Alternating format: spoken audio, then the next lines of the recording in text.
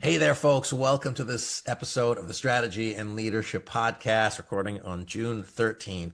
One of the great things, I get the pleasure of interviewing people that are doing the things, that are living the things. And today I have a really cool conversation for you. Josh Davis, Greg Prosmushkin, they got together, they wrote a book, they recognized that their own partnership experience, background in terms of what they did lended heavily to each of them being successful. I love this idea of partnership. They wrote a book, NLP and the Science of Positive Change, the difference that makes the difference. And if you don't know Neuro-Linguistic Programming, you might not want to take a ginormous course on it. You might have heard people talking about it. I think the practical application of important learnings to the right group at the right time make the success with these and really every single initiative in the history of the world. But let me pause that part for a second. Josh, Greg, thanks for being here. I'll let you share a little bit about your backgrounds, but obviously you know your stuff, you're successful in it, and I'm grateful for you to share both the book, your experience, and some kind of best practices, lessons learned for our audience here. So welcome to the Strategy and Leadership Podcast.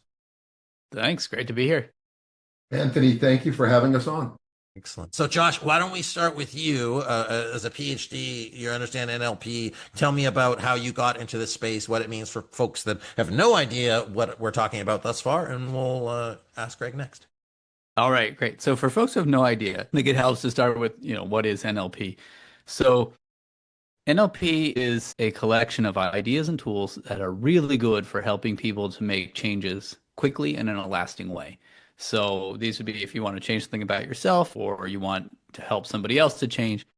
And I think, you know how you can have something that your whole life is just like, oh, I'm not good at public speaking, or I'm, really shy, or I can't, run a business, or, I'm no good at conversations, or I'm not good at making friends, or whatever it is. Or you have something you want to change about yourself, right? Maybe it's a health thing. I don't know. And it just seems like it never seems to change. But then there are things, I would bet everybody on this, listening to this podcast, has had some things in their life that they did change that were kind of dramatic changes. And it might have even happened in a single day and just stayed that way. It's like, you go to the doctor, they say, hey, look, these are your, you got to make a change. And like, you know what? I'm taking it seriously. Other people don't, but some people do. And then, or you have a conversation with your friend and suddenly you're thinking differently about how you're going to talk to somebody, right? Or, just something shifts. And the thing is, we're all capable of resisting change forever. We're all capable of shifting quickly and making a major change and sticking with it. And we're all capable of making a change and not sticking with it. What's different? And see, what NLP is so good at is just honing in very quickly on what is that piece for any one person that's going to be the difference that will make the difference for them. What is it that's going to help them to make that shift quickly and in a lasting way? And the reason it's so powerful and so good is because it's built on 50 years of practice from psychotherapy. These are people who all day, every day are thinking about how do I help somebody to make a meaningful change, right? So this is stuff that's been time tested now. And now that it's been around for 50 years, we've found that there's research out there that supports every tool we've put into the book. And we show how it does. This is stuff that can be learned and applied in day-to-day context. So that's what NLP is. And I think that the full neuro-linguistic programming, like it gives it more justice in terms of, I really think the key word here for anybody that's wanting to make a change is the idea of programming. It is setting and resetting and continuously over your thoughts, feelings, abilities, perspectives, and contexts about a thing such that the change moves forward. Greg, you met Josh. He was talking about this. And to you as an entrepreneur, business person, you're like, hey, this seems like a really good approach to me being able to do this and speaking and learning. How did you guys connect it? And tell me about what excites you most about the work that you do currently. Well, I met Josh when I took one of his NLP public speaking classes. And I've been a lifelong student of different stuff.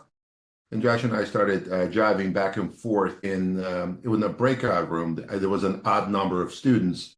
So two of the students were working with each other, and I had the privilege of working with Josh.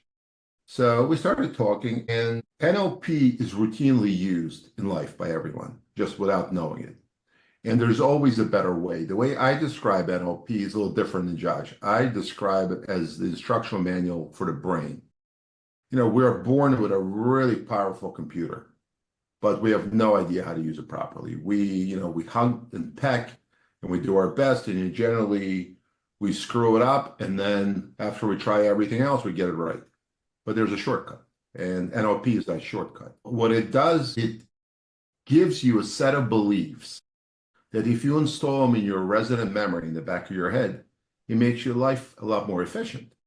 And one of the beliefs that Josh and I feel really, really helps everyone, not just anyone, everyone, is if anyone can do it, it's possible for me, which is a really empowering belief. And there are some limitations. I'm 56 years old. I doubt very much, no matter how much I try, I can get in the ring with Mike Tyson.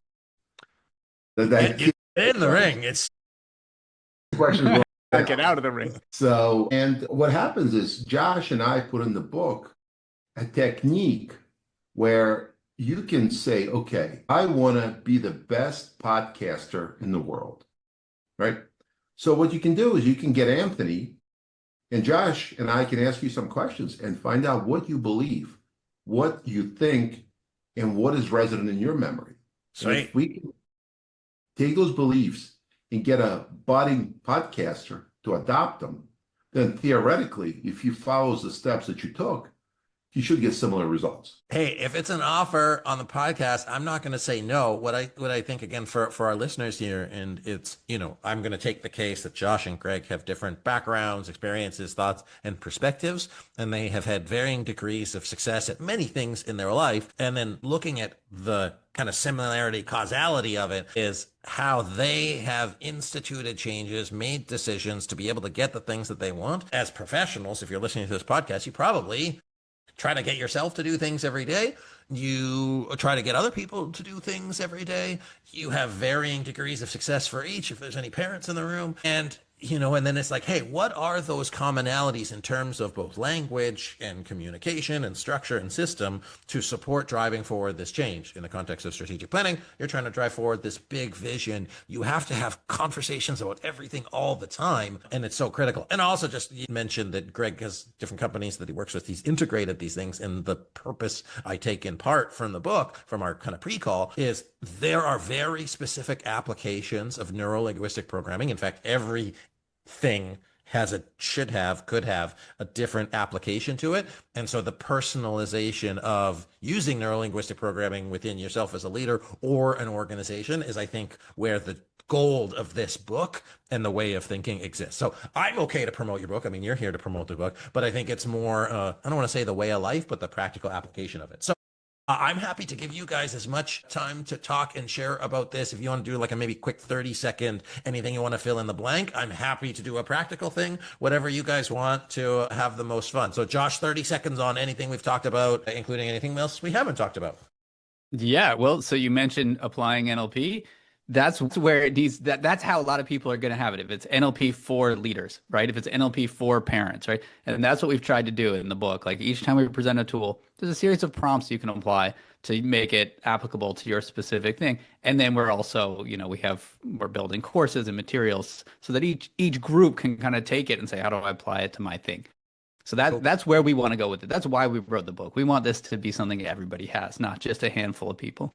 Yeah, interesting. And then what you had mentioned earlier when you said, applications for neuro-linguistic programming and NLP, and you say, hey, it's for speaking. Well, Craig went to a thing 2 years ago. It's for speaking. He's on a podcast. Look, I know the programming has been successful. Greg, 30 seconds on anything we talked about, anything that we missed, anything else that you want to share?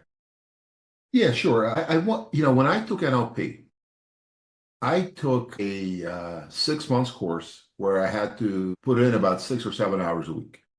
And it was really, really good for me, but it was a lot of stuff that really just was, and what I'm about to say, please cut it if it violates your rules and conditions. A lot of it was bullshit. And I said, Josh, let's give real stuff, only the stuff that we can prove. And that's the great thing about Josh. Josh is a really smart dude. So he's able to take his background and parlay it into the NLP because of his PhD, because of his enormous years of experience, and he can say, okay, well, this stuff is questionable. This stuff is suspect. This stuff is real. So the stuff we put in the book is only the real stuff. There is actual citations to peer-reviewed literature for every assertion. And there are certain things in NLP that have notoriously been subject to skepticism by a lot of critics. And we address that skepticism and say, well, you're right. And we're not talking about that stuff. We're talking about the real stuff. Yeah. Good news. We pretty much don't cut anything from our podcast, so you're good. Birds aren't real, and so there's that for a consideration. And then for everybody, Josh Davis, PhD, Columbia University, psychology, neuroscience. So the point of that is it is backed by, research, science, all the things. And what is great about everybody is to be able to have a perspective and belief. And as I said, birds aren't real. Cool. So that's a reference to something you may or may not get it, and that's okay. Cool. What should people think about? I know one of the things in the book is how-to tips. What are some how-to tips to incorporate neuro-linguistic programming, and we'll say for folks and their teams? So let's say for managers and leaders, and I'm happy to demonstrate by being a podcaster, but I don't know, I have a team as well. So I'm happy to learn by doing or learn by learning. And we'll maybe take, 5 or so minutes. Sounds good. So I've got two things that I think would be really nice to offer people they could use right away. That just using it is a great way to experience how you actually make a shift that can make a big difference. So here's one that take this idea to heart when you're going in to communicate with someone. The meaning of your communication is the response you get. So this is something we invite you to believe every time you're communicating with someone in NLP. And if you do that, now, you might say, well, wait a second. No, it's what I intended. And yeah, sure, you could argue that that's what the meaning is. We're not going to say what's right. Is it what you intended or is it what came across? What we are going to say is, isn't it way more useful to think that it's what came across? How are you going to behave differently? Just imagine yourself in any difficult conversation, anything where any miscommunication has happened. How would you behave differently if you came in and thought, all right, I'm going to take responsibility for how this landed. I'm going to have my focus be on what they understood as opposed to getting my words out, right? Just how would things go differently? How would you be much more likely to actually get your needs met and maybe even find out what the other person cares about? So that's one thing. And I said I would say two things, but I realized. Hey, I'll take another one. Greg, if you got, I don't know if Greg, you want to share one, or I am curious for one more because I think it's keen, practical, and give me one more, Josh, and then we'll check in with Greg. All right, sure. So anytime you want to kind of influence someone, right? You got to remember that you can't change someone's mind. You can't change their behavior. Only they can. So they have to want to. They have to choose to. It has to work for them. And so your first step has to be to earn the right to influence. A lot of people want to jump over that step. Now, many people, though, they might even be open to it, but they might say, okay, how do I earn the right to influence? One of the most profound, powerful things you can do is to meet them where they are mentally and emotionally before you try to lead them somewhere else. If someone is upset about something, can you repeat that again? Meet them where they are mentally and emotionally before you try to lead them somewhere else. In NLP, we call it pacing and leading. Go at their pace and then lead them somewhere else. And so if they're it can be something like this. Someone is like really frustrated with you because, you didn't do your part, right? You didn't get something there on time. And you're tempted to argue, I shouldn't have had to do this, right? Or you didn't do your part, or these are the circumstances, right? But they are frustrated, right? And now I can meet them a little bit by saying, hey, I see that you're frustrated, but here's why.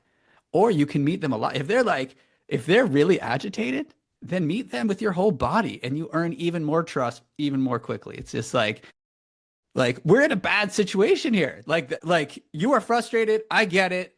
I'm frustrated too. And I realize part of that, I have a role in that, right? If I am meeting you really mentally and emotionally, I am honoring your reality. When I've honored your reality, then you can trust that the process is fair, that what I'm about to say takes into account your reality. And that's what people need. Interesting. All right. Awesome. Okay. The book, we're still going to chat for a little bit. NLP, the difference that makes the difference. Just the difference that makes the difference. The link will be in the bio. I'd love that you have to earn the right to influence, the context that the meaning of the communication is the response you get. You got exactly what you deserved. so to speak. And if you take that context on, it is powerful. And then the idea of pacing and leaning, I think, is critical. That if you are not fully, completely, physically, mentally, emotionally at where that person is at, so to speak, you can never move them to somewhere else. As a strategic planning facilitator who like leads groups for 2 days through this process, we look at current state, future state. I'd never thought of the emotional or physical current state of everybody, but I'm sure I could retrace my steps to when it didn't go exactly how I wanted, to look at those cues. Craig, as a lawyer and someone who does many other things, as a lawyer, your job is to influence people on precedent and have an emotional tie, presumably, to one person, the arbiter, the person who makes the decision.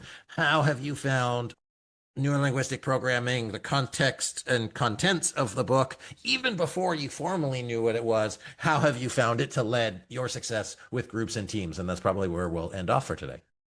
Well, let's go back to what Josh said. The meaning of communication, I say it a little different.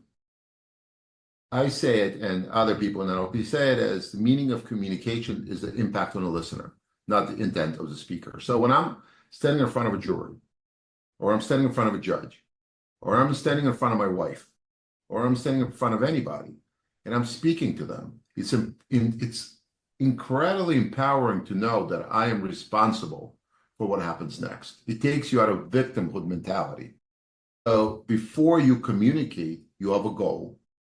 And if you're an effective communicator, and if you communicate for a living, you say, okay, how do I make sure that my message lands as I intended? Because if I intended to land a certain way, but it lands differently, my intentions are great, but I lose the case. My wife doesn't want to talk to me. My business partner is upset. So and as a result of learning that, you practice. You practice and you say, does my message land the way that I intended it to land? And if it does, then it's ready for the final presentation. My favorite belief of NLP, and I'm sorry to pivot a little bit as well, is what I need is within me now. And what that means is I have whatever my goal is, whether it's to be in the best physical shape of my life, to write a best-selling book, to make a podcast, or to be the best whatever husband, wife, thoracic surgeon. I have in me the ability to take the next step towards that goal. And that's key, right? Not get that goal, but take the next step. So if I want to start a podcast, I can certainly go on Amazon and buy a book, or I can go on Google and Google how to start a podcast. And then after the Google tells me what to do, I can order a microphone, or I can order so it eliminates paralysis. We tend to look at a big picture. We say, oh my God, there's so much to do. How do I get there? Even like a vacation. You want to take your family on vacation. Like, oh my God, I got to get a plane. I got to get a hotel. I have to get restaurants. I have to get all that. There's so much. And you become overwhelmed. You're like, screw it, I'm not going to do it. But if you believe I can take the next step, why don't I go on the internet and decide where I want to go? Well, you can certainly do that, right? And again, listen, this is our book, The Difference That Makes the Difference. We are incredibly proud of this book because this book really is the instruction manual to the brain. Even though Josh and I wrote it, I routinely read it. I mean, literally, you can pick up any chapter in random. Chapter 14, who specifically? And what that talks about is that when we speak, we tend to make assumptions.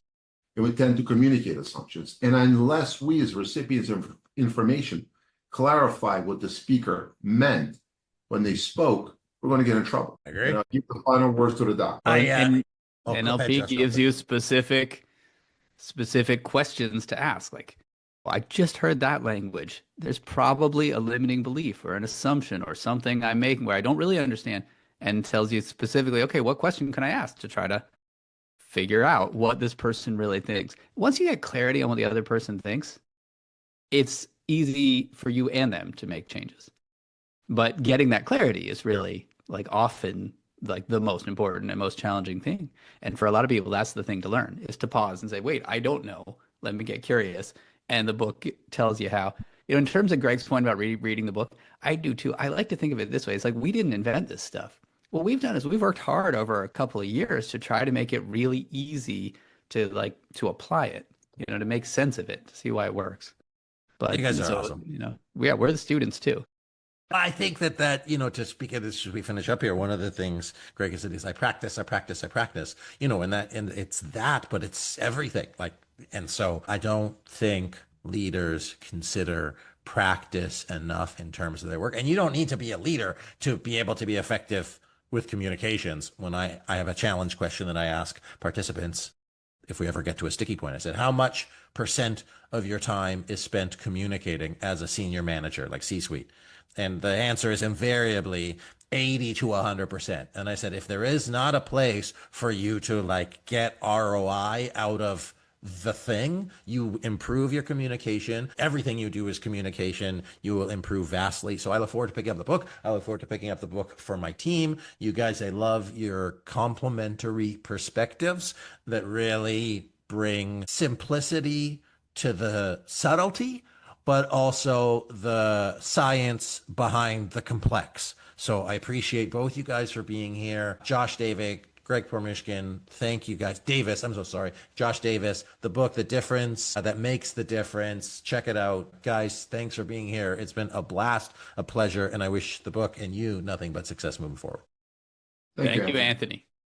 Folks, welcome again, my guests, Greg and Josh. I think being able to communicate effectively is so critical. I love the context of it. I have been doing things informally, I would say, similarly as part of our facilitation work, the conversations. But man, if you can get good at communicating and then communicating in groups, you are unstoppable. And to, what the guy said earlier, if you have everything you need already, just take the next step, whatever it is. So maybe the next step is buying the book. Maybe the next step is reflecting on how you communicate. Are you getting the outcomes that you want? Are you meeting people and moving them forward? Are you practicing? And have you earned the right to influence? So folks, this has been the Strategy and Leadership Podcast. I appreciate you for being here today. Thanks for sharing. Share this with somebody that makes a difference. Subscribe to hear more awesome guests like these gentlemen. I appreciate you being here, and I'll see you next time.